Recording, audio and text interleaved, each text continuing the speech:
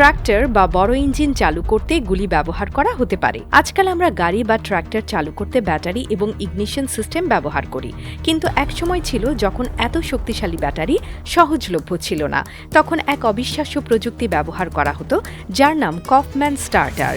আজ আমরা জানব কিভাবে গুলি ব্যবহার করে ইঞ্জিন চালানো হতো এবং কেন এটি একসময়ে এত গুরুত্বপূর্ণ ছিল। ধরুন, এক ব্যক্তি তার ট্রাক্টরের ইঞ্জিন চালানোর জন্য 12 গেজের একটি শটগান বুলেট সেট করলেন। এরপর সেটির উপর হাতুড়ি দিয়ে আঘাত করতে এক বিকট শব্দ হলো বাং। মুহূর্তের মধ্যেই ইঞ্জিন দপদপ করে চালু হয়ে গেল। এটা দেখে মনে হতে পারে যেন কোনো সিনেমার দৃশ্য দেখছেন, কিন্তু এটা একদম বাস্তব। এই প্রযুক্তির পেছনে যে ধারণা কাজ করে তা খুবই চমকপ্রদ। আগেকার দিনে বড় ইঞ্জিন, বিশেষ করে যুদ্ধ বিমান, ট্যাঙ্ক, ট্রাক বা ট্র্যাক্টরের ইঞ্জিন চালু করার জন্য বড় এবং শক্তিশালী ব্যাটারি সহজলভ্য ছিল না। সাধারণ ব্যাটারির ক্ষমতা এত বড় ইঞ্জিন চালানোর জন্য যথেষ্ট ছিল না। তাই বিজ্ঞানীরা এমন একটি ব্যবস্থা তৈরি করলেন যেখানে ব্যাটারির বদলে বারুদ ভর্তি কার্তুজ ব্যবহার করা হতো। কফম্যান স্টার্টারের কাজ কিন্তু খুবই সোজা, দারুণ কার্যকরী কিন্তু সেটা। প্রথমে ট্রাক্টর বা বিমানের ইঞ্জিনের একটি নির্দিষ্ট চেম্বারে এই শটগান কার্তুজ সেট করা হতো। তারপর হাতুড়ি বা একটি মেকানিক্যাল ট্রিগার দিয়ে সেটিকে বিস্ফোরিত করা হতো।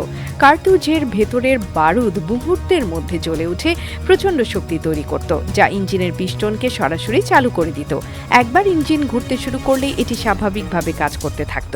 এই পদ্ধতি তখনকার সময়ে এক বিপ্লবী আবিষ্কার ছিল, কারণ তখন বড় ইঞ্জিন চালানোর জন্য ম্যানুয়াল ক্র্যাঙ্কিং মানে হাতে ঘুরিয়ে চালানো করতে হতো, যা ছিল খুব কষ্টকর এবং সময় সাপেক্ষ। কিন্তু কফম্যান স্টার্টারের সাহায্যে মাত্র কয়েক সেকেন্ডের মধ্যে বিশাল ইঞ্জিন চালু করা সম্ভব হতো। এই প্রযুক্তি শুধু ট্র্যাক্টর বা ট্রাকেই নয়, বরং বিমান চালানোর জন্য ব্যবহৃত হতো। দ্বিতীয় বিশ্বযুদ্ধের সময় সামরিক বিমানে এই ব্যবস্থা রাখা হতো, কারণ দ্রুত বিমান চালু করা যুদ্ধের সময় খুবই গুরুত্বপূর্ণ ছিল। যদিও আজকের দিনে আধুনিক ব্যাটারি আর ইগনিশন সিস্টেমের কারণে কফম্যান স্টার্টার প্রায় বিলুপ্ত হয়ে গেছে, তবে এটি একসময়ে মেকানিক্যাল ইঞ্জিনিয়ারিংয়ের ক্ষেত্রে এক অসাধারণ আবিষ্কার ছিল। এখনও অনেক পুরনো যুদ্ধ বিমান বা ট্র্যাক্টরের ক্ষেত্রে পরীক্ষামূলকভাবে এই পদ্ধতি ব্যবহার করা হয়।